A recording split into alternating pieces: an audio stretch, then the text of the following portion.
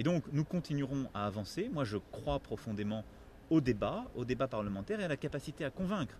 Et donc je suis pour ma part déterminé à ce qu'une majorité de conviction se fasse autour de ces réformes, parce qu'elles sont une nécessité pour une France qui décide de se redresser par elle-même et pour elle-même. Parce qu'il n'est pas soutenable de rester dans la situation où nous sommes. Et au-delà de ça, nous avons les moyens institutionnels de continuer à avancer. Ce qui s'est passé il y a quelques semaines, en début d'année, avec l'application de l'article 49.3 de la Constitution pour faire passer ces réformes, est un mode extrêmement normal et classique d'avancer dans la Ve République. C'est le 84e 49.3 de la Ve République. J'ai peur de vous dire qu'il y aura vraisemblablement un 85e, un 86e, parce que c'est comme ça que notre système institutionnel fonctionne. Et tout le monde a oublié que la couverture maladie universelle, dont on peut se féliciter en France, elle a été votée par Michel Rocard sur la base d'un 49.3. Il a dû en faire des dizaines d'ailleurs.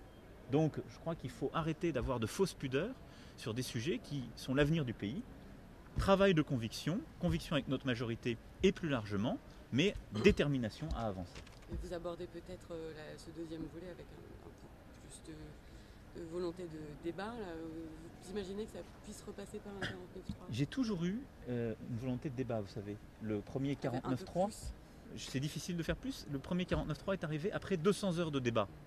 Donc on peut décider de débattre à perpétuité, ce qui n'est pas une bonne façon d'avancer.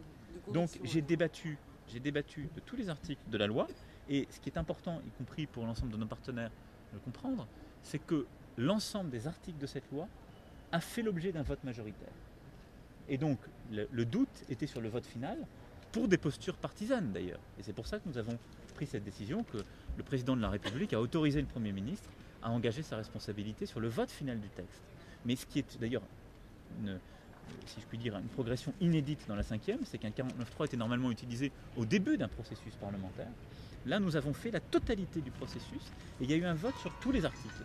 Preuve, si besoin en était, qu'il y a quand même une conviction partagée de la nécessité de réformer le pays. Mais on ne peut pas être bloqué par des jeux d'appareil, par des jeux tactiques, et donc la volonté a été d'engager la responsabilité du gouvernement au moment du vote final et uniquement.